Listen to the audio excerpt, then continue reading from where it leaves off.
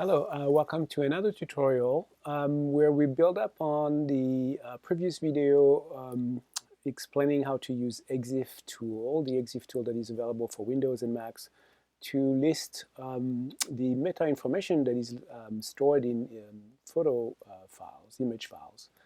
So we build up on that in a previous video. I hope you watch it. The link will be in the description.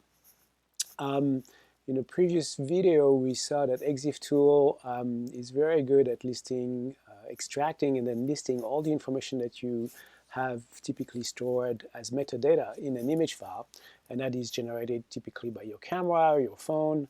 We're doing this from Python, so the idea here is that these tutorials are not the goal is not to teach you Python, but to show you some Python code that is hopefully, I will never try to go into sophisticated coding, but just simple enough that you should be able to understand the logic of it, modify it, and adapt it for your own use.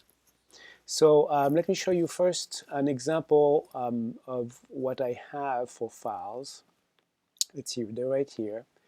So if you look at pics, so pics is a folder that's in the same directory as the code that I'm writing. So the code, the script we're going to be looking at is find panoramic pics version 4.py, and pics is at the same level. This may explain how I will set the path, for example, of my variable to tell the script where to find the images. And then I have two subfolders in pics, one 2020 and one 2021. And in 2020, I have a few photos that I've taken from my own collection of photos.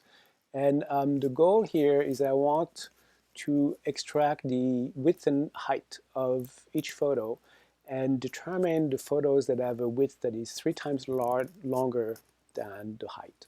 And I will say, well, that's a panoramic. So my script will look at a whole bunch of files and then extract the width and height of each one, and we'll list the name of the ones that are panoramic images. That's it. So if you know how to do that, or if you have a script that knows how to do that, you should be able to modify it to extract other kind of information. So here is the contents of 2020, the folder of 2020, and we see that I have 1, 2 panoramic photos. So my script should be able to detect that these are and display that. All right, so let's take a look at the script. At the very beginning here, I have a very short header. I'm importing 2 libraries, OS and subprocess. OS is the library, OS stands for operating system. It's going to allow me to call specialized functions that will allow me to walk through a series of folders and subfolders. We call that a directory tree or folder tree. exiftool, that's where it's located on my system. You should look at the previous video that is based on exiftool to figure out how to find out where your command is located. The aspect ratio 3. So I've decided, this is kind of arbitrary, but I've decided that anything where any image where the width is greater than 3 times the height, that's going to be a panoramic for me. So if you want something that is even longer, or maybe not as long, you can change 3. So 5 would be an extremely long and narrow image, and 2 would be something that is twice as wide as it is high. And pics, so that's the folder that I was using right here. So if we go back and list things, so list, so you see that pics here is at the same level as my my script. So that's what I'm listing here.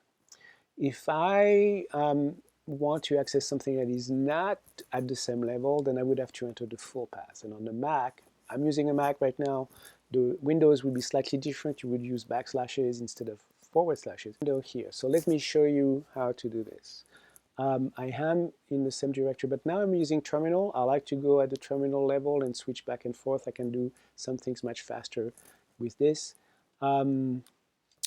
Pix is right here. So if I want to know where I am, it's this user, oops, sorry, users, Chibo, desktop, Python photo, exif, exiftool walk dir, that's my directory. So if I wanted to put the full path, and pics is a subfolder inside that, so that would be the path that I would use. So same as what I had before, just before I had pics, which is the relative path relative to where my script is. But here I can decide to have the full path, and I start with the first slash, which indicates that I'm going back to the root of all the files on my disk, and then it's in the user subfolders, user Chiebo, and so on. So that it should work for that. So let's maybe run the script right now and see what it does. So everything starts really at the end. Python scripts are organized so that usually the most important call is at the very end, and before that in the code you have functions and things that are helping what's going to happen at the end. So this is taken directly from the web. If you look for walking directory in Python, you will find some recipes. This is one of them, pretty standard. So we don't really have to understand exactly what it does. We just need to know how to use it well, the way we want. So for root dir's files in OS operating system library .walk, that's a specialized function in that library, and we give it folder, which is this. This is what we just created. Then it's going to start walking it. And walking it means it's going to look in there. If it finds a subfolder, it's going to go in there and keep on going. And every time it finds a file, it's going to return it. So what it gives us is a list of files that it will have found. And we can iterate through each one of these files with this loop. Typical for loop, for name in files. So I'm going to create the file name by joining together the root and the name, and root is given to me by that loop and the name and print. So right now this is all I want to do, just to check that this part, the walking part, is working. All right, let's run it. Okay, so it is listing all the files, including the whole path, and then .dstore, .jpeg. So these are the files we just looked at, the images we saw before.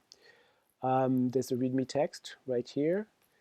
This file .dstore, we didn't see it because it's invisible. Every file that has a dot as the first character is invisible for Linux system, and the Mac is a Linux system, and so we won't see it when we look at it with the file viewer.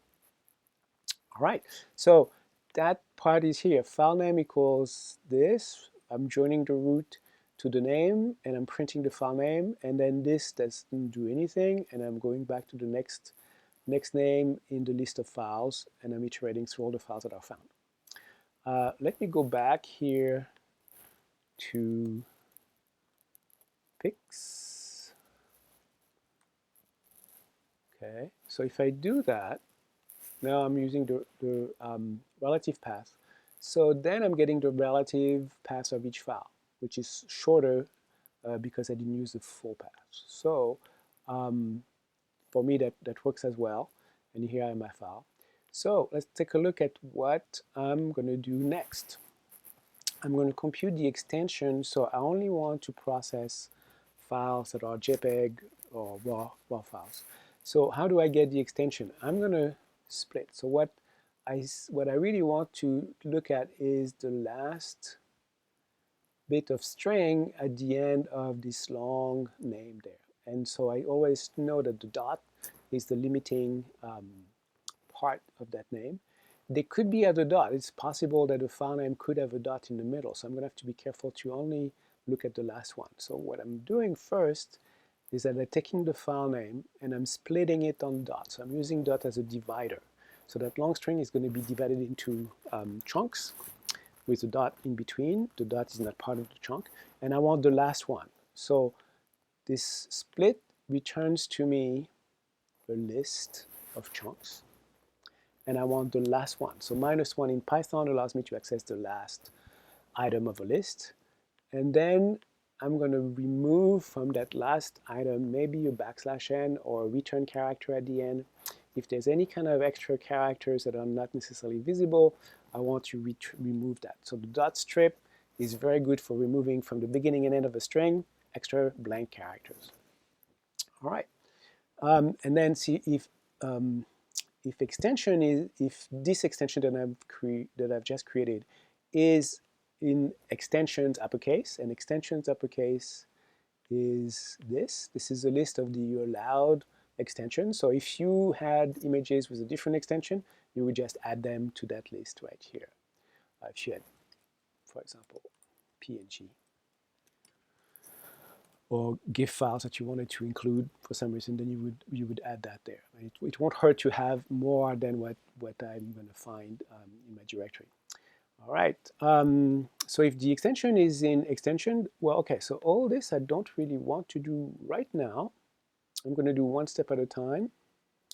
So I'm going to simply print the file name. So now print file name. So I'm doing. Again, what is in green here is a comment. So actually it's a string, but Python will treat it as a comment. It's not going to do anything with it. And so the only thing that I'm going to do is that I'm going to print only the files that have the correct extension. Before we actually run this code, I have to comment out this print statement, which prints all the file names. I only want to print the ones that have the right extension. Let's run that.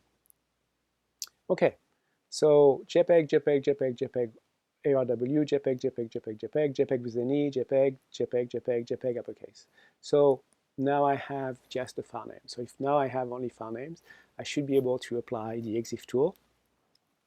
And that's what I'm going to do by calling get aspect ratio. So the code that I had in a previous video, I've included into a function, and that function extracts the width and the height, computes the width divided by the height as a real number, and returns that. So get aspect ratio file name, it's going to get the file, compute the aspect ratio, return it, and I'm going to call it, store it in a function, sorry, in a variable called ratio. So let's print ratio as well. So this statement here, I'm going to put right here, and I'm going to print first the ratio. So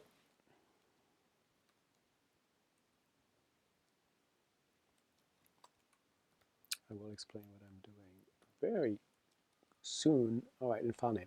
So I want to print the ratio, so it's going to be a real number. And there may be a lot of decimal places after the decimal point. Or there may be few, depending on whether the number is truncated correctly or not.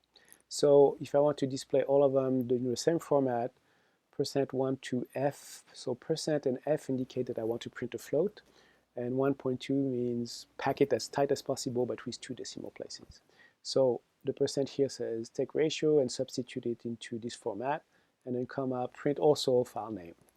So I don't want to run the code that follows, so triple single quote. So now this part is green, it's a string, it's not going to be executed, and I can write my code. And now I see all my files printed with their aspect ratio.